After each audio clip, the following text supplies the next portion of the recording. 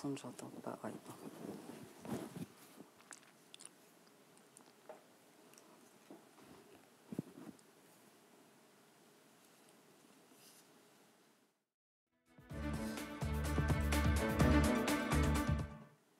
Bonsoir, avant de découvrir les titres de cette nouvelle édition, soyez les bienvenus sur Télé-Sud. Voici les titres de ce mercredi 21 mars. Dans le sud de la France, à Toulouse, malgré plusieurs assauts du raid, Mohamed Merah, le suspect qui reconnaît être l'auteur des 3 séries de meurtres à Toulouse et Montauban, reste retranché dans son appartement depuis 3 heures du matin. En discussion avec un négociateur, Merah, qui annonçait encore ce matin vouloir se rendre dans l'après-midi, pourrait peut-être se livrer à la police en fin de soirée.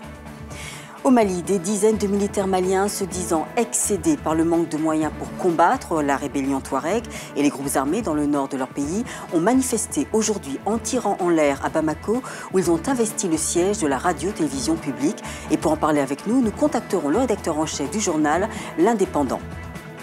Au Sénégal, alors que la campagne électorale s'achève officiellement ce vendredi, c'est une semaine décisive qui s'ouvre pour les 2 finalistes de l'élection présidentielle du 25 mars au Sénégal. Mais les craintes de fraude et de violence alourdissent l'atmosphère, tandis que Abdoulaye Wade et Macky Sall affichent chacun leur certitude de l'emporter. Revenons sur le suspect de la tuerie de Toulouse, toujours assiégé par la police. Mohamed Merah, français d'origine algérienne, 23 ans, est le principal suspect des tueries qui ont fait 7 morts en France ces 2 dernières semaines. Et pendant que Mohamed Merah se retranchait dans son appartement, le président français Nicolas Sarkozy a présidé aujourd'hui dans la cour de la caserne du 17e régiment de génie parachutiste de Montauban, les obsèques militaires des 3 parachutistes assassinés. Il a commencé par saluer les familles des 3 victimes. 1 minute de silence a été respectée. Et puis il a prononcé un éloge funèbre aux militaires, comme il dit, lâchement assassinés. Nicolas Sarkozy a également affirmé que le tueur présumé Mohamed Merah voulait mettre la République à genoux. Je vous propose d'écouter un extrait de l'hommage rendu aux 3 soldats tués le 15 mars par le président Nicolas Sarkozy. La mission de nos soldats, c'est de nous protéger et de faire le bien partout où sa mission est de le faire. Un soldat français sait qu'il peut mourir pour la France. Un soldat français sait qu'il peut mourir pour que vivent les valeurs de la France. Un soldat français connaît le sens du mot sacrifice, car il connaît le sens du mot devoir. Des militaires ont pris la radio-télévision publique malienne. Des tirs nourris ont éclaté dans le centre de la capitale, Bamako. Ils étaient plusieurs dizaines dans les rues, tirant des coups de feu en l'air et semant la panique parmi la population. Des dizaines de militaires maliens se disent excédés par le manque de moyens pour combattre la rébellion Touareg et les groupes armés dans le nord de leur pays. Et selon un correspondant de Reuters, il y a eu, pendant une dizaine de minutes, des tirs d'armes automatiques en provenance des abords du siège de la radio d'État. Le correspondant a ajouté que les soldats ne veulent pas le départ du président de la République, Amadou Toumani Touré. Et pour plus de précision, nous avons au téléphone Diakaridia Yossi, rédacteur en chef du journal L'Indépendant. Bonsoir, monsieur Yossi. Bonsoir. Bonsoir. Alors, merci d'avoir accepté notre invitation. Alors, monsieur Yossi, s'agit-il d'un coup d'État? Non, il ne s'agit pas d'un coup d'État, parce que les militaires qui se sont mutilés aujourd'hui, ils ont pris l'office de la télévision nationale du Mali, l'OFM, ils n'ont pas fait de déclaration. Et les blindés ne sont pas visibles dans les rues de Bamako. Donc, à ce titre, on peut dire qu'il ne s'agit pas d'un coup d'État, surtout que les militaires insurgés nous a confirmé que leur intention n'était pas le départ du président de Toumani Touré. Donc, peut-être qu'il ne s'agit pas d'un coup d'État. Alors, quelles sont les véritables motivations des militaires? En fait, il y en a plusieurs, parce que le fond du problème, c'est que les militaires accusent la hiérarchie d'avoir managé la situation qui se passe au nord. Quand vous regardez même les munitions sur le champ de bataille, les munitions sont rationnées. Ça pose un sérieux problème parce que il y a un mois encore, des femmes et des enfants des militaires ont marché. Ils ont exigé que la hiérarchie donne plus de moyens aux militaires pour qu'ils puissent faire face à la situation qui prévaut dans le nord. Donc, leurs motivations sont très claires. Il s'agit de donner plus de moyens à l'armée pour qu'elle puisse faire face aux missions qui lui sont assignées. Très bien. Et des nouvelles du président Amadou Toumani Touré? Alors, j'étais au palais présidentiel du midi jusqu'à 16h. Alors, quand je quittais à 16h, il y était, parce que j'ai échangé avec un de ses conseillers qui venait de me quitter. Il m'a même dit qu'il est très serein. Et qu'il a même, en tant que général, qu'il s'est même rajeuni face à cette situation entre guillemets.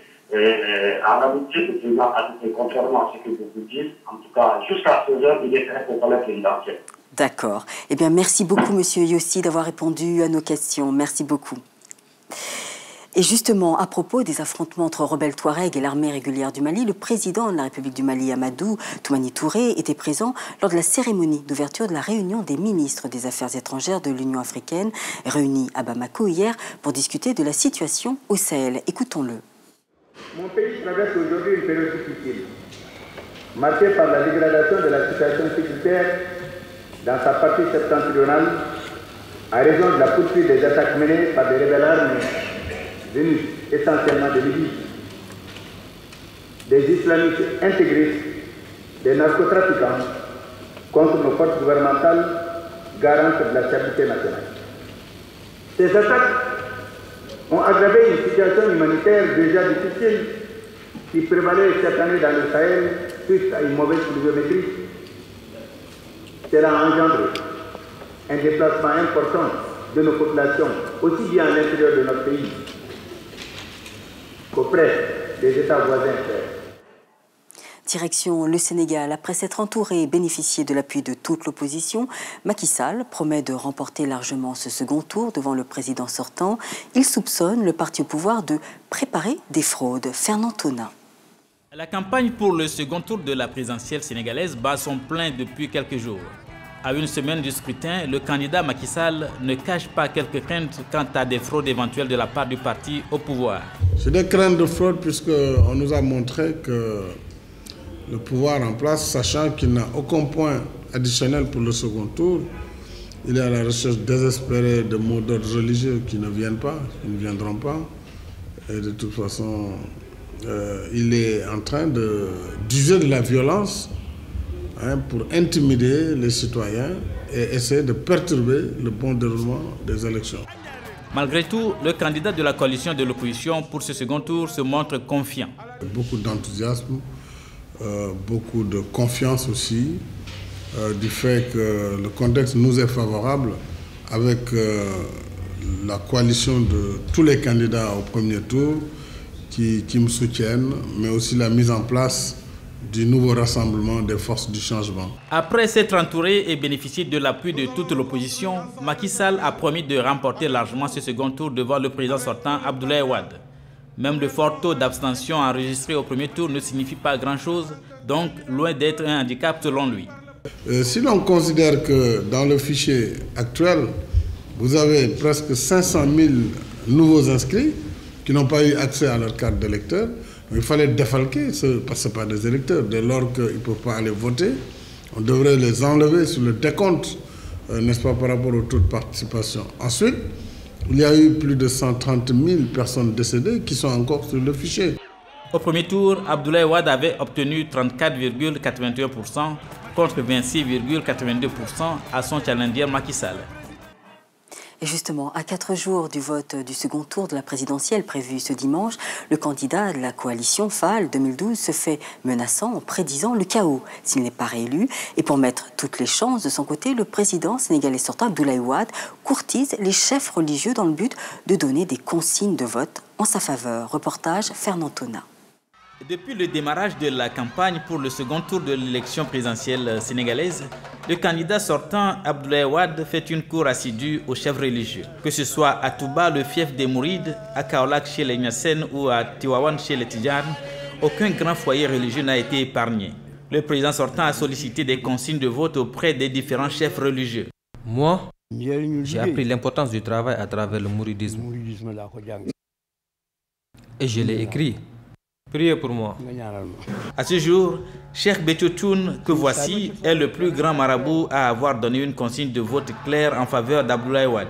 Il a fait des promesses de développement et de modernisation des 10 foyers religieux, non sans soutenir que ce nouveau mandat devrait lui permettre d'achever les chantiers en cours.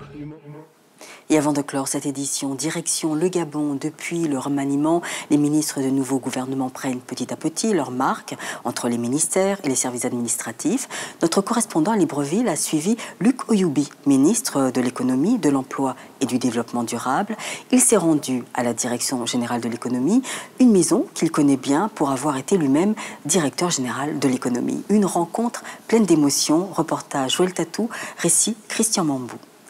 D'un bureau à l'autre, le tout nouveau ministre de l'économie, de l'emploi et du développement durable visite les locaux de la Direction générale de l'économie.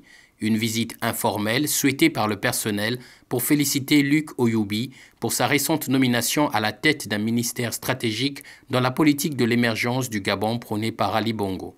C'est aussi un honneur pour les employés, car Luc Oyoubi, ancien président de la Commission des finances, est d'abord un ancien de la maison. Il dirigea une dizaine d'années plus tôt la Direction générale de l'économie et bon nombre des salariés furent ses anciens élèves ou des collaborateurs. Une rencontre pleine de souvenirs. Il y a 16 ans, j'étais votre chargé d'études. J'étais venu vous dire au revoir parce que j'avais été nommé commissariat général au plan. Et je vous avais dit que je vous reviendrai dans 3 mois. Vous m'avez dit, ce n'est pas sûr, monsieur Kaba, que vous reviendrez. Mais finalement, je suis là et 16 ans plus tard, je suis très heureux de vous accueillir à mon tour. Aujourd'hui, Luc Oyoubi se projette vers l'avenir et pour ce faire, il devra compter sur l'expertise de la Direction générale afin d'accomplir sa mission. Nous avons pour mission de suivre régulièrement l'évolution de l'économie pour pouvoir proposer des corrections dès qu'une anomalie se profile à l'horizon. Cette visite et les différents entretiens auront permis au personnel de la Direction générale de l'économie de faire part de ses doléances.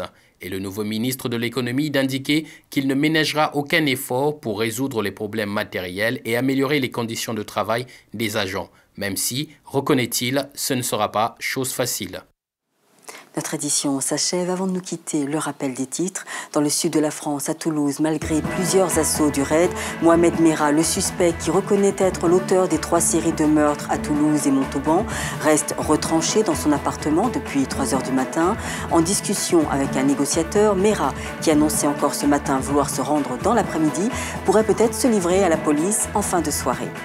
Au Mali, des dizaines de militaires maliens se disant excédés par le manque de moyens pour combattre la rébellion Touareg et les groupes armés dans le nord de leur pays ont manifesté aujourd'hui en tirant en l'air à Bamako où ils ont investi le siège de la radio-télévision publique.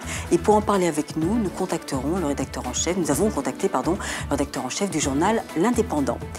Jour J-7, les Sénégalais retiennent leur souffle. Le président sortant et candidat à sa propre succession, Abdoulaye Wade, et son ex-premier ministre et non moins rival Macky Sall s'affronteront ce dimanche pour le compte du second tour de l'élection présidentielle.